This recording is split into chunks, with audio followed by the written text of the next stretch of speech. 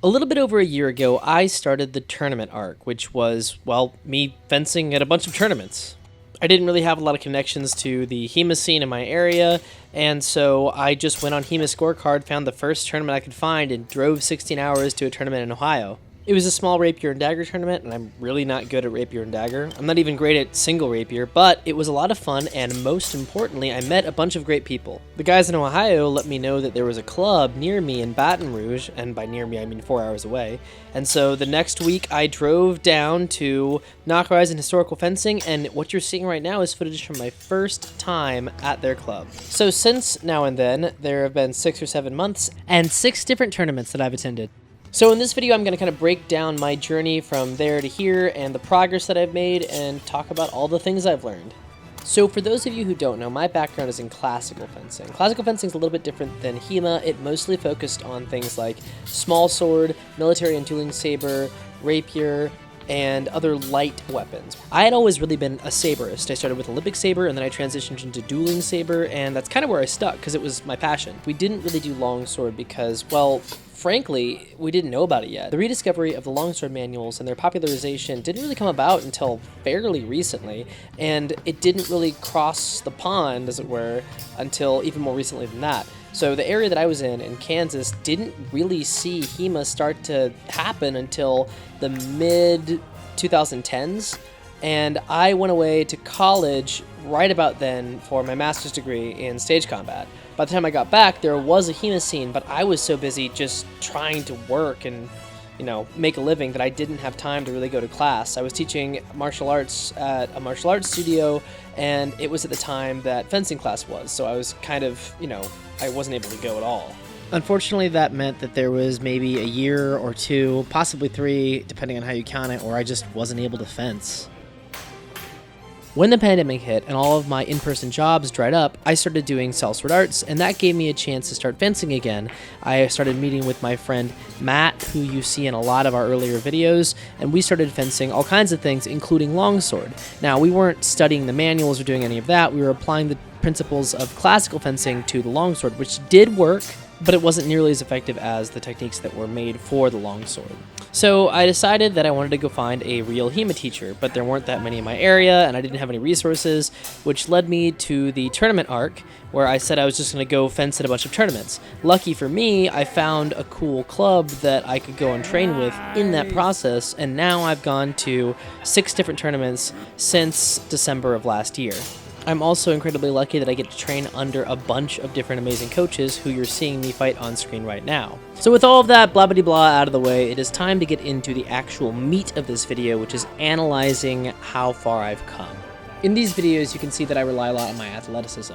When I first started, that was the thing that I had more than technique or anything else. So my tactics were to get in fast, get something, and get out, which is the saber mindset, and it's what most of my game was built on. But it doesn't quite work with longsword, and so I was having a lot of difficulty against people who could shut me down and riposte really fast. As I started to work with my new coaches, they gave me a lot of additional tools to work with. They didn't discourage me from using my athleticism, but instead they gave me tools that would complement it. Every time I work with a coach, we identify a problem area from that day's fencing or from a tournament that I just went to, and we look at one approach to handle it. At first, I was getting backed into a lot of corners, so we started to work using zverks to aggressively get out of bad situations. Then I was having a problem where I'm a shorter guy and I was getting hit on the way into deeper targets, so we started working to hit shallow targets like the hands. Then I was having a hard time transitioning from my first intention shallow target to anything else, so we started to try and chain things together. First intention shallow target, second intention deep target, and then getting out under cover. That tactic was working really well until I went to one tournament where I had somebody who was a lot bigger than me who was able to just kind of barrel through and hit me with a thrust on afterblow every single time, and it was something that I had no answer to. And that's when I started to work in the bind and in Endez, and that's kind of where my game is right now. I'm really working those things hard. And here you can see me after the 6 or 7 months I've been doing this, again fencing my coach Josh, using all the things that I've learned over this time. I'm absolutely still getting hit, and he's still dominating the fight, but it's a totally different fight than it was back when I first came. I'm making a lot better choices, I'm responding better to his attacks, and I can tell that he is not going quite as easy as he was on me at the beginning. Now, at this point, I've fenced in a bunch of tournaments, I've won 2 gold medals, and I've fought against some real awesome competitors, but this is probably my proudest moment so far. It wasn't the move itself, it was what it meant. Proud. So before this, Josh wasn't taking things like super easy on me, but he definitely wasn't fencing me at a level that he fences someone like Garrett, one of our other top fencers. He was still fencing me at his normal club level, and he told me that he had to kick it up a notch. And he definitely starts beating me more after this.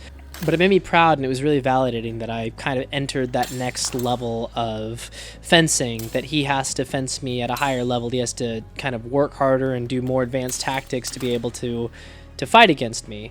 And of course, I'm losing terribly at this point, and Josh is an amazing fencer and can definitely beat me, but it was cool to get kind of that, that little bit of validation of now coach has to fence me a little bit harder. He can't just steamroll through me. And of course, he told me all of this because he's always proud of his students when they do well, and he's a great coach. This hasn't been an easy thing. It's been a tough 6 months. I've had to sacrifice a lot, both monetarily and emotionally and otherwise, to do this training on the level that I've been doing it, but it's been worth it. I've really improved, and I am proud of myself, which is something I don't say often, but I am.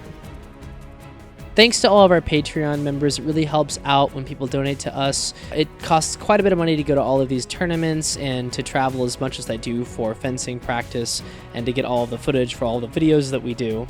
And YouTube AdSense really doesn't cover it. So we really do appreciate those people who have the means to do so, who donate to the channel. It helps us keep ourselves running. And for those of you who don't have the means to do so, we still love it when you guys watch. So please like, comment, subscribe, all that nonsense. And I'll see you guys in the next video.